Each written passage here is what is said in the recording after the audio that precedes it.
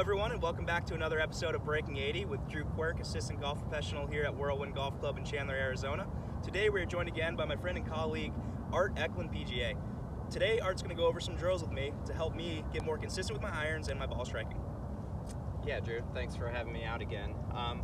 One of the things, as we are on the range, walking up and down the range, we see people just kind of raking in balls and thinking that they're doing some good practicing, when in reality they're not taking the opportunity to get some feedback to see really what their swing is doing and how their ball is doing. So I was introduced to Eddie Barquin. He is a master professional out of Duke University, and he actually presented me with 2 tees and a string, and he said, if you aren't using this every time you're practicing, you know, you're doing yourself a disservice. So we have one of these set up for you right here, Drew. The great thing about this is that you can hit balls right on top of the string. So I'm gonna have Drew set up. First thing that is beneficial from this string is the fact that we can determine real quickly if his face is square to the target line, if his face is open to the target line, or if his face is closed to the target line.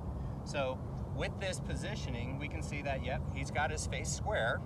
So now, because of the fact that we can hit balls right on this line, we'll be able to also determine divot pattern and see how his plane and how the path is moving at the club. So I'm gonna get out of the way.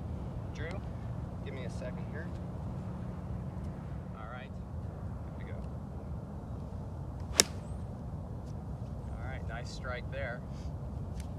All right, so if we look at Drew's divot pattern, we can see that the pattern is slightly towards the right. Now, with a good golf swing, as we think about how the path of the club should go, it should go from in to out to back in. So with the ball forward in his stance as he was playing it, that path of the divot should be slightly to the right, okay? So we can determine how far or how, much or how little our path is changing based on either ball position or whatnot. So to use this string, it's giving you instant feedback that you can use each time you're practicing. So again, it's a string with 2 tees, it's a carpenter string, and it's definitely something that I would suggest using every time you practice. Awesome, Art. Well, thank you so much for that drill. Thanks again for joining me today here on Breaking 80. Until next time.